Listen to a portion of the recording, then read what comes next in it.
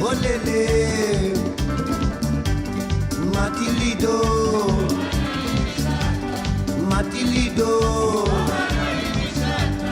nile shitolo, nile jomene, nile shitolo, nile jomene, shambalalo, shambalalo, nile shitolo, nile jomene, nile shitolo, nile jomene, matilido, matilido, matilido, shambalalo, shambalalo, shambalalo, nile shitolo,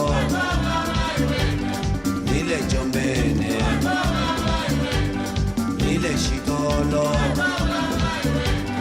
nile jomene,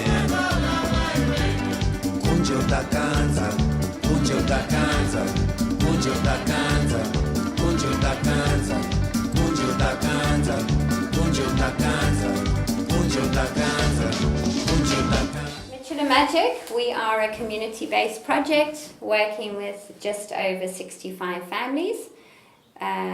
What we do, we've created a unique, sustainable arts and crafts range that people either work from home, so it's quite flexible, especially for the mums. They're able to spend an hour or two working on the craft we've taught them, and then still be able to do the family responsibility of the farming or cooking or whatever else is required in the homestead. At the back here of the gallery, we have a workshop set up where people are able to come and work in a work environment. Some people prefer to work in a work environment. But we also have all the tools and materials required for people to be able to achieve the crafts that we've taught them to do. So we have the two sort of outlets. It really depends on what product is being created as to which area the person chooses to work from. Olele, olele, olele, olele, olele, olele.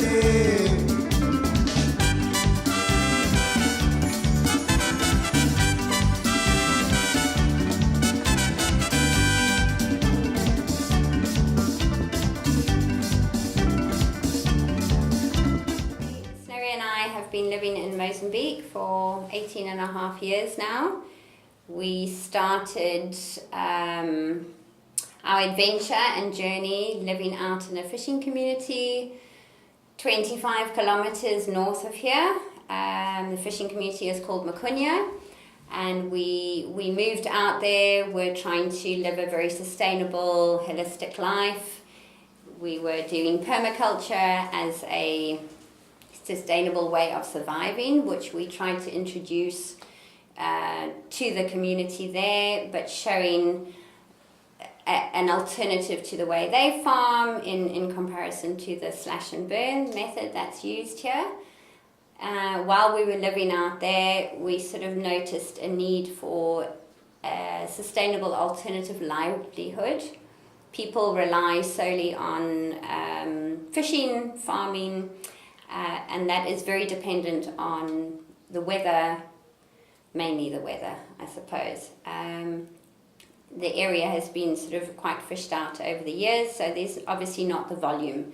People need to survive. At the end of the day, that person's going to get home, they've got to explain to their children, Papa, I'm hungry, they need to be able to feed their children. And it was while we were living out there that we sort of decided to try and introduce the arts and crafts as a alternative livelihood.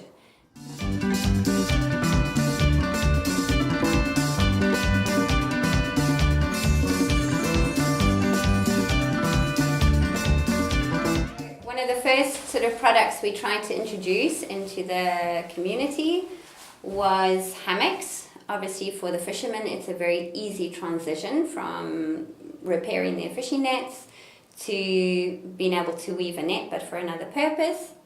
I started working with the ladies of the community who rely solely on the farming or the collection of crustaceans, on teaching them how to do various types of beadwork as well as handmade paper.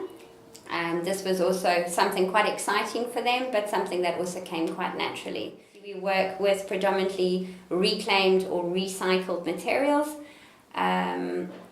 which in the beginning people thought we were mad. Why are you buying all my rubbish? And it's just trying to teach people a different way of looking at rubbish. It's never rubbish. There is always a second opportunity or giving it a new lease of life.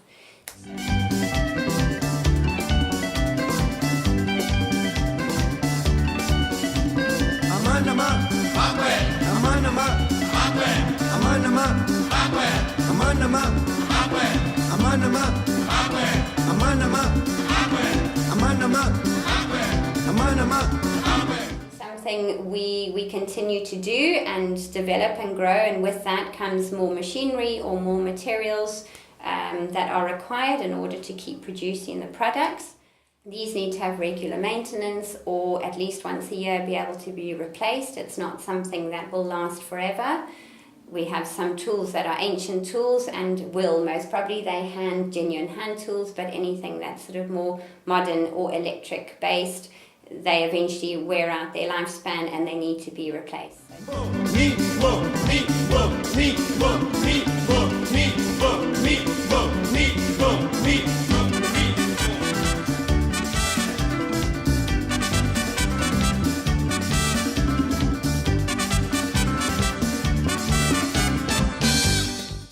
We've hopefully tried to create something that gives the person the choice.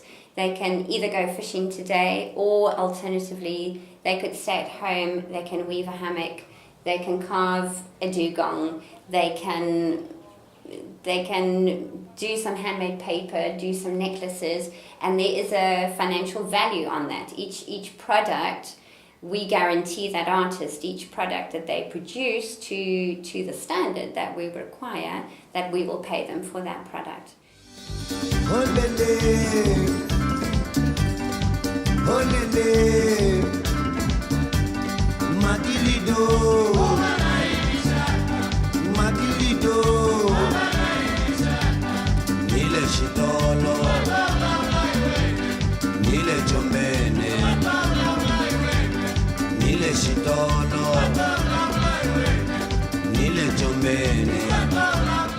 Just a bit of a guarantee and a surety that you will survive this month.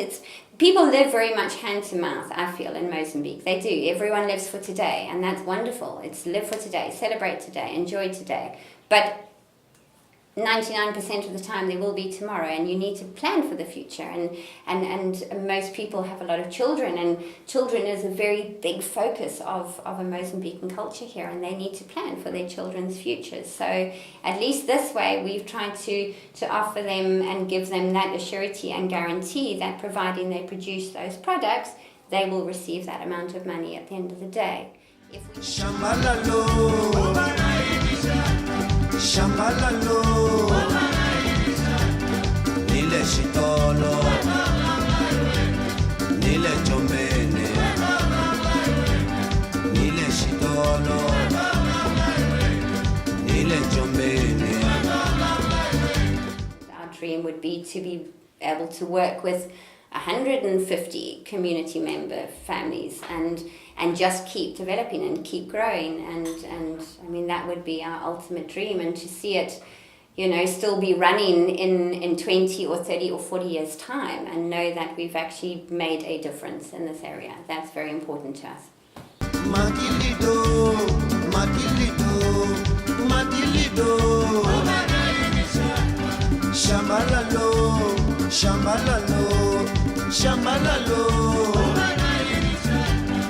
Nile shitolo, nile chombene, nile shitolo, nile chombene. Kunjo da kanza,